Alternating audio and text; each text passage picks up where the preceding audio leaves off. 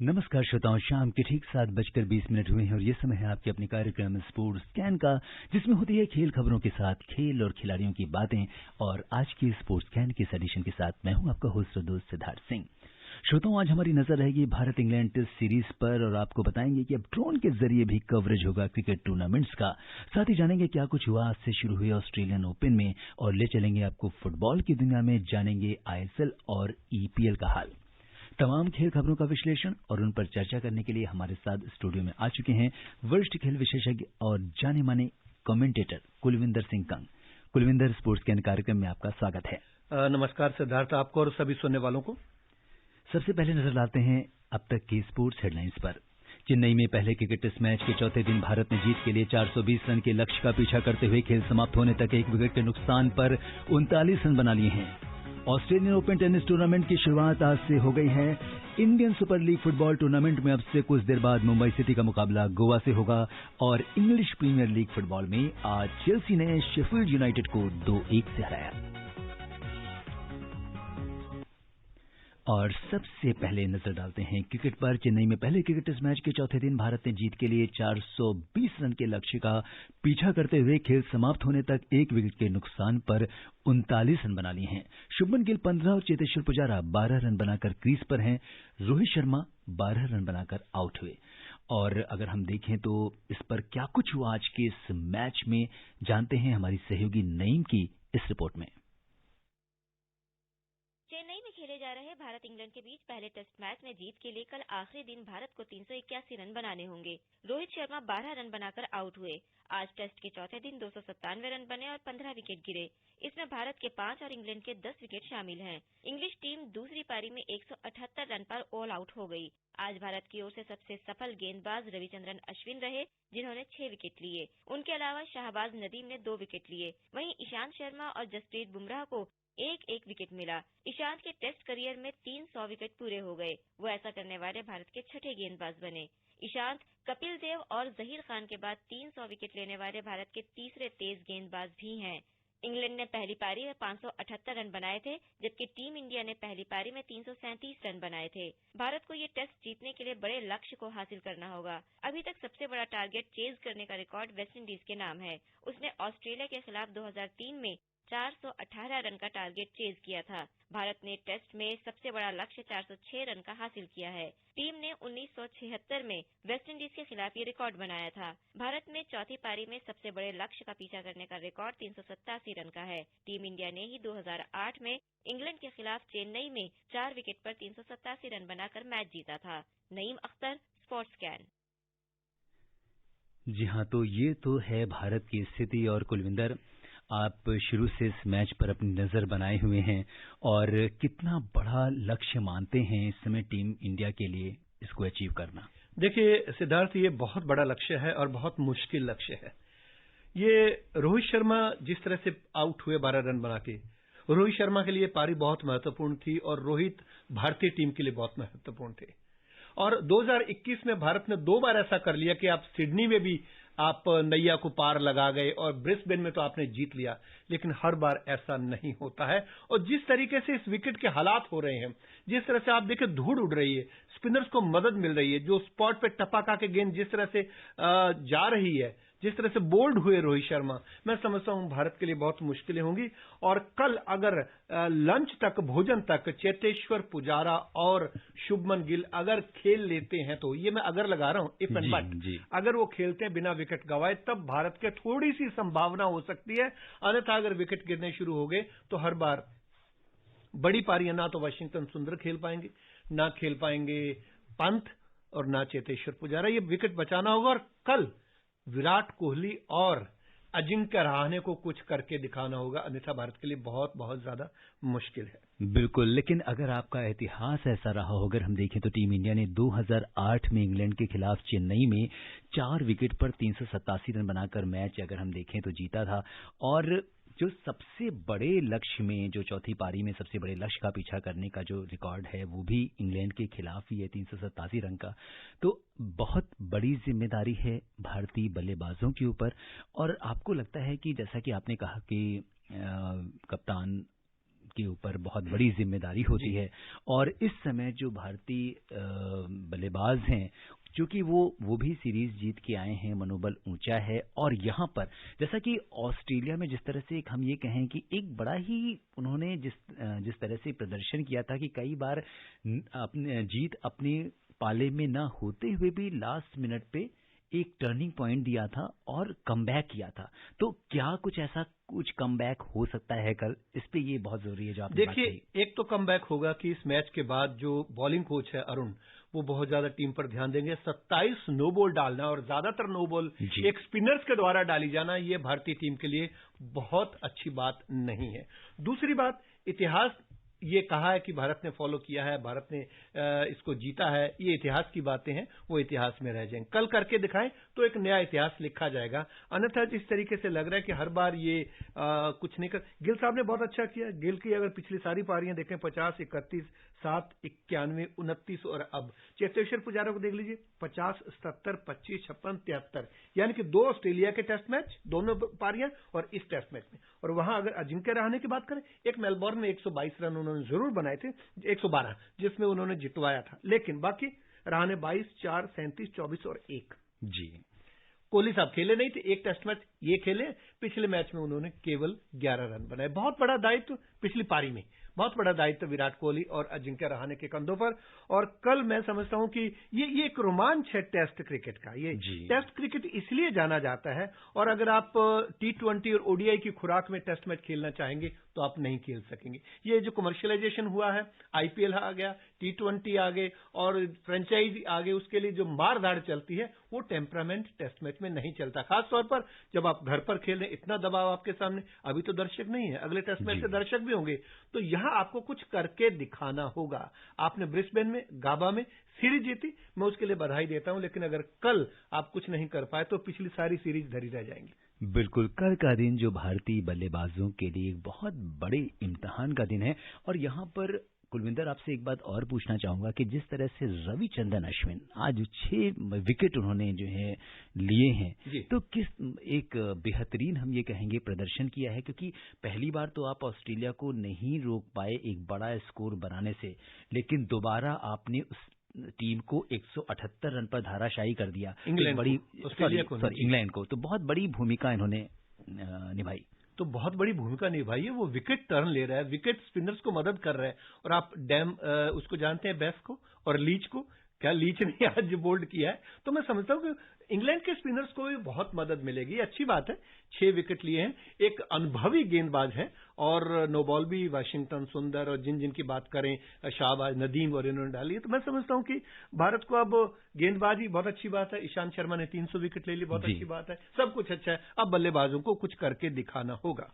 अब यहाँ पे ये बात जो हुई कि जिस तरह से इंग्लैंड ने अपनी दूसरी पारी में 178 रन की जो पारी खेली है, इसके पीछे आप क्या देखते हैं कि क्योंकि जिस तरह से उनका पहली पारी में जो प्रदर्शन रहा है, 578 रन का विशाल स्कोर उन्होंने बनाया, लेकिन दोबारा ऐसा लग रहा था कि थोड़े रन बना के डिक्लेयर कर देंगे पारी को, शायद ये नहीं जाएगा। इंग्लैंड को याद है 2001 का ऑस्ट्रेलिया के साथ फॉलो ऑन के बाद जिस तरह से दिया गया था, भारतीय टीम ले गई थी। यहाँ अभी ताजा गाभा भी उनको याद है, रिस्क नहीं लेना चाहते थे भारतीय टीम को, ज्यादा समय वो नहीं देना चाहते।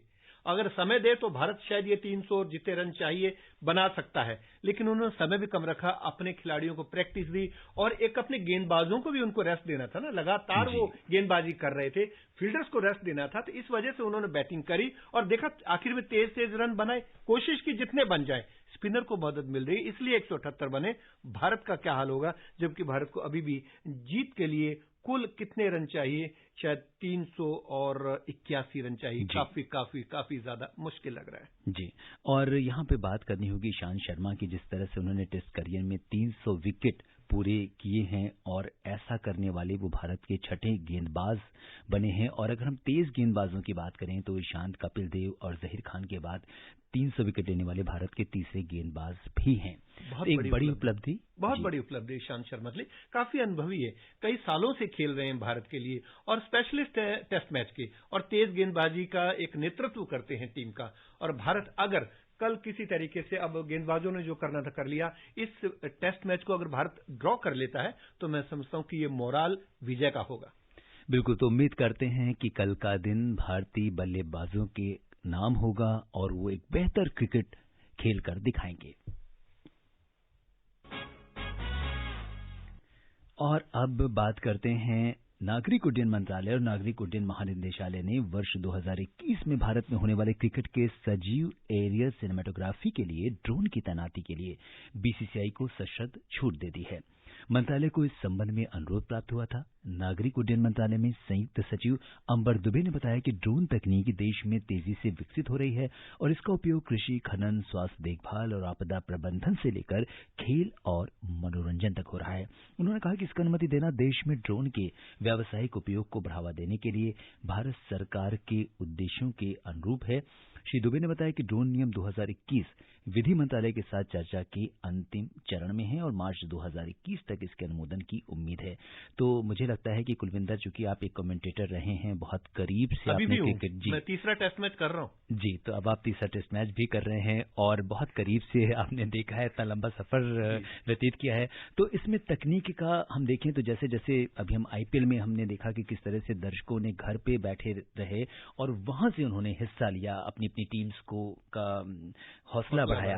तो ऐसे में कवरेज की दुनिया में अगर हम देखें तो ड्रोन का बहुत बड़ा महत्व है और एक टेक्नोलॉजिकल जो एडवांसमेंट है वो आ रहा है। देखिए सिद्धार्थ, विदेशों में तो पहले से यूज कर रहे हैं, ऑस्ट्रेलिया में कर रहे हैं, इंग्लैंड में कर रहे हैं, बाहर के देशों में कर रहे हैं। भारत में ये नया होगा लेकिन अच्छा लगेगा। अभी तक तो आपको एक डोरी के ऊपर कैमरा चलता है साइड से, अब आप ड्रोन से देखेंगे तो एक विहंगम दृश्य दिखाई देगा। और मैं समझता हूं कि अभी तक तो दूर बिल्डिंग पर एक कैमरा लगाते थे ताकि दूर से स्टेडियम ऊपर से दिख सके, लेकिन अब ड्रोन होगा तो उससे सुरक्षा की दृष्टि से भी ठीक रहेगा, निगरानी रह पाएगी। जितने दर्शक बैठे होंगे आगे अब दर्शक भी आएंगे और वैसे भी बहुत सुंदर दृश्य लगेगा, जैसा कि हम विदेशी कवरेज में देखते रहे हैं। विदेशी टीमें जब अपने घर पर खेलती थी, भारतीय टीम खेलने जाती थी, तो ड्रोन के कई सीन हमने देखे हैं। जी हाँ, बिल्कुल। तो क्रिकेट प्रेमियों के लिए कमर्शियल भी है, कमर्शियल फायदा मिलेगा। अगर ड्रोन का यूज करेंगे तो आपको पैसा देना पड़ेगा, सब कुछ ही होगा। तो मैं समझता हूँ सभी को फायदा है। जी बिल्कुल। तो एक नई तकनीक के साथ अब क्रिकेट आपके सामने होगा। क्रिकेट के बाद अब बात करते हैं टेनिस की। ऑस्ट्रेलियन ओपन टेनिस टूर्नामेंट की शुरुआत आज से हो गई है। क्या कुछ रहा साल के पहले ग्रैंड स्लैम के पहले दिन, आइए जानते हैं हमारी सहयोगी अलका सिंह से। साल के पहले grand slam tennis tournament Australian open के पहले दिन अमेरिका की सेरेना विलियम्स ने महिला सिंगल्स के पहले दौर में जर्मनी की लॉरा सिमन को 6-1, 6-1 से हराकर अगले दौर में प्रवेश किया। कनाडा की रेबेका मारिनो ने वाइल्ड कार्ड धारक किम्बर्ले बिरेली को 6-0, 7-6 से हराया। पुरुष सिंगल्स में 14वें वरीयता प्राप्त कनाडा के मिलोस राओनिच ने अर्जेंटीना के फेडरिको कोरिया को 6-3, 6-3, 6-2 से हराया, जबकि अमेरिका के रेयली ओप्लेका ने लियू एन सुन को 6-3, 7-6, 6-3 से शिकस्त दी। इस बीच भारतीय टेनिस खिलाड़ी अंकिता रैना ने महिला डबल्स के मेन ड्रॉ में जगह बना ली है। इसी के साथ अंकिता 1968 के बाद से किसी भी ग्रैंड स्लैम के मेन ड्रॉ में पहुंचने वाली 5वीं भारतीय महिला बन गई हैं। अंकिता ने रोमानिया की मिहाइला बुजारेंस्कू के साथ जोड़ी बनाई है। इनकी जोड़ी को डायरेक्ट मेन ड्रॉ में एंट्री मिली है। रैना और बुजारेंस्कू पहले राउंड में वाइल्ड कार्ड से एंट्री पाने वाली ऑस्ट्रेलियाई जोड़ी ओलिविया गोडेस्की और बेलिंडा वुलकॉक के साथ खेलेंगी। इस बीच स्पेन के राफेल नडाल सबसे ज्यादा ग्रैंड स्लैम जीतने का रिकॉर्ड अपने नाम कर सकते हैं। फेडरर और नडाल दोनों ने फिलहाल 20-20 ग्रैंड स्लैम जीते हैं। फेडरर चोट के कारण इस साल ऑस्ट्रेलियन ओपन नहीं खेलेंगे। वहीं सर्बिया के नोवाक जोकोविच फेडरर के सबसे ज्यादा हफ्ते नंबर 1 रहने के रिकॉर्ड को तोड़ सकते हैं। फेडरर अपने करियर में 310 हफ्ते नंबर 1 रहे थे, जबकि जोकोविच को वर्ल्ड नंबर 1 रहे 306 हफ्ते हो चुके हैं। वे ऑस्ट्रेलियन ओपन के गत चैंपियन भी हैं। नडाल ने पिछले साल फ्रेंच ओपन जीतकर फेडरर के 20 ग्रैंड स्लैम के रिकॉर्ड की बराबरी की थी। अगर वे ऑस्ट्रेलियन ओपन जीत जाते हैं तो टेनिस इतिहास के सबसे सफल खिलाड़ी बन जाएंगे। फेडरर ने 6 और जोकोविच ने 8 बार ये टूर्नामेंट जीता है। देखना दिलचस्प होगा कि इस बार साल के पहले ग्रैंड स्लैम का खिताब किस खिलाड़ी के नाम होता है। Alka Singh, sports scan. जी हाँ, अगर हम देखें तो कुलविंदर, साल का पहला ग्रैंड स्लैम आज से शुरू हो रहा है और जो टेनिस प्रेमी हैं उनको पूरे साल इंतज़ार रहता है। और इस बीच हम देखें तो कोरोना के बाद से और अब ये आज इसका पहला दिन है, क्या कुछ लग रहा है आपको? देखिए, पहली बात तो ये कि टेनिस वापस मैदान पर आया कोरोना के बाद और दर्शक भी मैदान पर आए 50%। ये बहुत पुराना टूर्नामेंट है, इससे साल की शुरुआत होती है। 116 साल पुराना इतिहास है और इसके 108 एडिशन हुए। 1905 में पहली बार शुरू हुआ था और हमारे सुनने वालों को बताना चाहूंगा कि पहली बार ये एक क्रिकेट मैदान पर खेला गया था। वेयर हाउस क्रिकेट मैदान पर ये पहला टूर्नामेंट हुआ और पहले इसे ऑस्ट्रेलेशियन चैंपियनशिप कहा जाता था। 1927 में ऑस्ट्रेलियन चैंपियनशिप कहने लगे और 1967 से ये ऑस्ट्रेलियन ओपन हो गया। मेलबोर्न ने 55 बार, सिडनी ने 17 बार, एडलेड ने 14 बार, ब्रिस्बेन ने 7 बार, पर्थ ने 3 बार और 2 बार न्यूजीलैंड में भी आयोजित हुए। 1906 में क्राइस्टचर्च में, 1912 में हेस्टिंग्स में। अब प्रॉब्लम ये आती थी कि जब पर्थ में हो रहा था तो शुरुआत तक तो 1967 तक शुरुआत के काफी साल तक विदेशी खिलाड़ी नहीं आते थे। बहुत लंबा यूरोप वालों को 45 दिन की यात्रा करके पहुंचना पड़ता था। तो इवन अगर जब पर्थ में हुआ तो ईस्ट वाले खिलाड़ी नहीं आए थे क्योंकि उनको कम से कम 20-22 घंटे ट्रेन में बैठ के आना पड़ता था। तो मैं समझता हूं कि साल का टूर्नामेंट है, अच्छी शुरुआत हुई। जो अच्छे अच्छे मेन खिलाड़ी थे पुरुष सिंगल्स में, आज सभी अच्छे अच्छे खिलाड़ी जीते। महिलाओं में भी जो उम्मीदें हैं वो सभी खिलाड़ी जीते। अभी एक मैच समाप्त हुआ है, आखिरी मैच था। जब स्टूडियो में आए तब चल रहा था। कनाडा के डेनिस शोपोवालोव उसने जीत लिया है। जॉनिक सिनर इटली को हराया है, लेकिन 5 सेट तक ये बिल्कुल नजदीकी मामला था। शानदार मैच देखने को मिला। जी कुलविंदर, आपने इसकी जो ऐतिहासिक पृष्ठभूमि बताई तो मुझे लगता है कि इससे हमारे जो श्रोता हैं उनको बड़ा अच्छा लगा होगा। इसका क्या बैकग्राउंड रहा, कब से शुरू हुआ। तो ये तो बात थी टेनिस की। बढ़ते हैं अगले स्पोर्ट्स की ओर।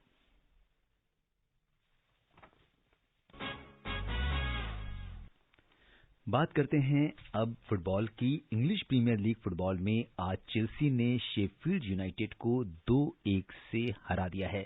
और अगर हम चेल्सी की बात करें, 5वें नंबर पर काबिज टीम है, 23 में से 11 मैच जीते हैं और उसके 39 अंक हैं। तो काफी अच्छा प्रदर्शन जो है चेल्सी का रहा है। और अगर हम शेफील्ड यूनाइटेड की बात करें तो इसने, हमें लगता है कि कहीं ना कहीं जो चेल्सी जो है वो इस पे भारी पड़ती दिखाई दे रही है। बिल्कुल, काफी ऊपर है चेल्सी और जिसने अभी पराजित किया है। और आज का जो दूसरा मुकाबला है वो लीड्स यूनाइटेड और क्रिस्टल पैलेस के बीच में, जो आज मध्यरात्रि को 1:30 बजे खेला जाएगा।